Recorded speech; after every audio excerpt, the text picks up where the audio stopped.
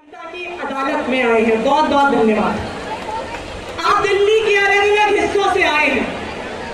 मैं आप सबको याद कराना चाहूंगी कि 10 साल पहले की दिल्ली कैसी होती थी।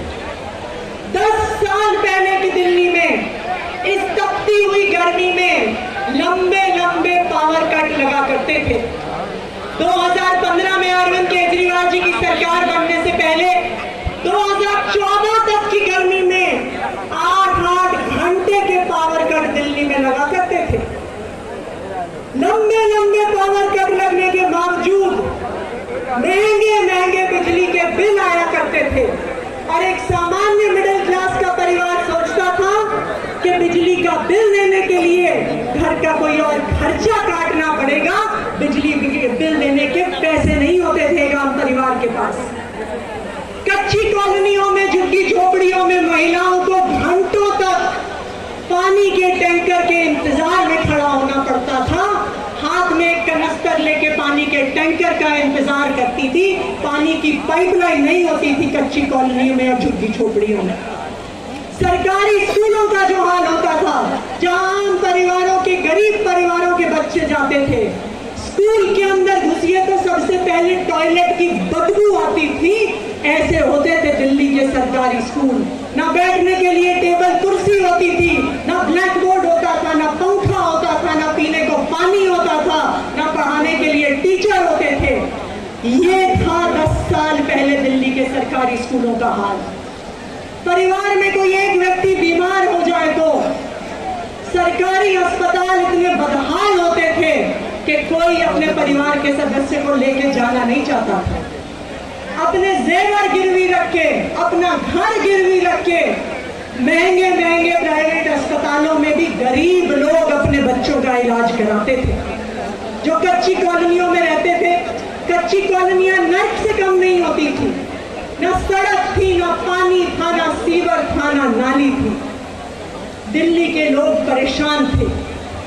वो नेताओं से परेशान थे क्योंकि वो देखते थे कि नेता आते हैं, नेता जाते हैं, पार्टियां आती हैं, पार्टियां जाती हैं, लेकिन एक आम आदमी की जिंदगी में कोई बदलाव नहीं आता।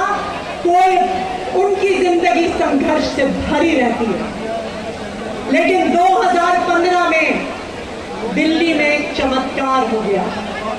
2015 में दिल्ली वालों ने अपने बेटे, अपने भाई, आम आदमी की आवाज उठाने वाले अरविंद केजरीवाल जी को दिल्ली का मुख्यमंत्री बनाया। प्रचंड बहुमत से दिल्ली का मुख्यमंत्री बनाया। ये दिल्ली वालों ने 2015 में चमत्कार कर दिया। अरविंद केजरीवाल एक वो व्यक्ति थे जो एक आम आदमी का दर्द समझते थे, एक आम महिला की परेशानी समझते थे, एक आम परिवार की समस्या समझते थे। और अरविंद केजरीवाल वो व्यक्ति थे जिन्होंने एक एक करके दिल्ली वालों की समस्याओं का समाधान करना शुरू किया। उन्होंने 10 सालों में दिल्ली में रहने वाले लोगों की जिंदगी बदल दी। वो काम करके दिखा दिए जो बाकी पार्टियां, बाकी सरकारें 75 साल में नहीं कर पाई।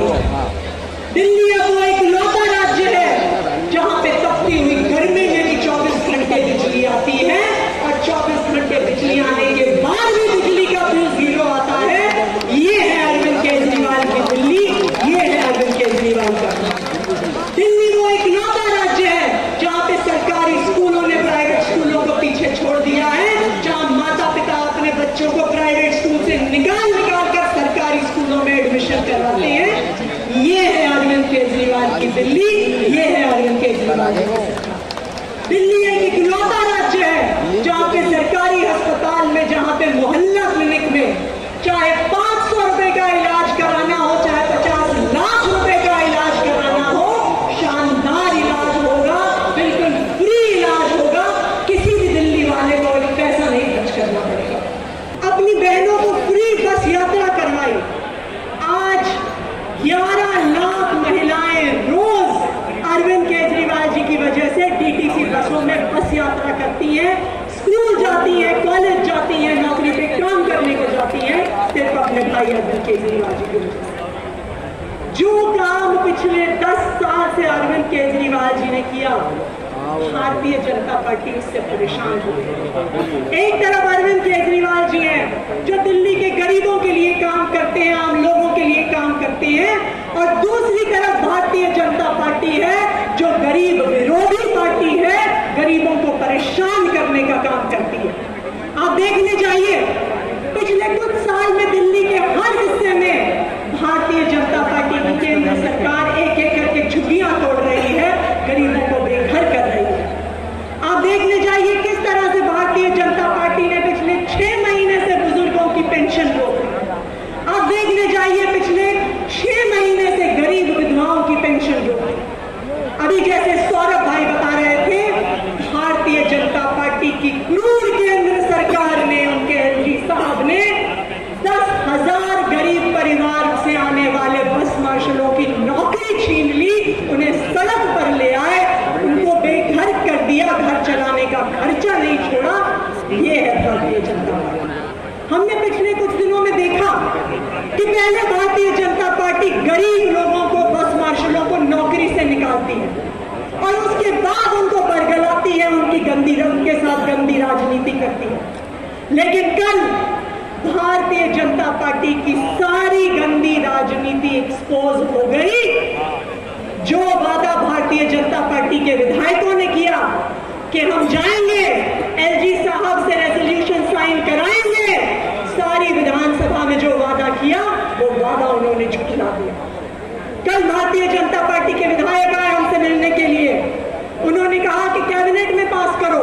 हमने कैबिनेट में पास कर दिया, फिर हमने कहा एलजी साहब के पास चलो, तो भागने लग गए, एलजी साहब के पास जाने को तैयार नहीं।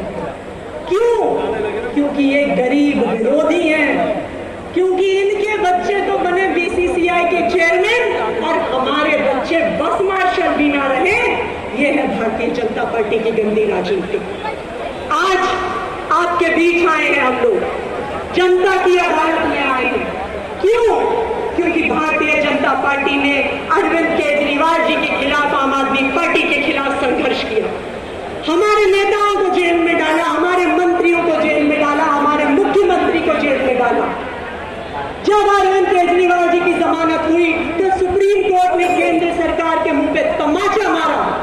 कोई और नेता होता तो 2 मिनट नहीं सोचता मुख्यमंत्री की कुर्सी पे बैठने के बारे में, लेकिन अरविंद केजरीवाल जी ने कहा कि मुझे सिर्फ अदालत का फैसला नहीं चाहिए, मुझे दिल्ली की जनता का भरोसा चाहिए, मुझे दिल्ली की जनता का फैसला चाहिए।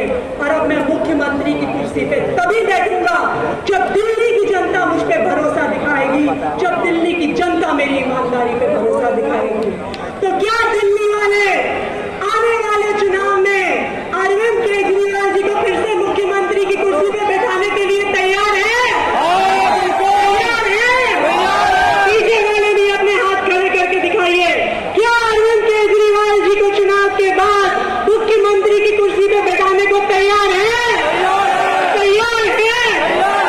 तो अपने घरों से निकल जाइए और दिल्ली वालों को ये संदेश दीजिए कि अब जब वो अपना फैसला लेंगे तभी उनका चहेता बेटा, चहेता भाई अरविंद केजरीवाल दिल्ली की कुर्सी पे बैठेगा।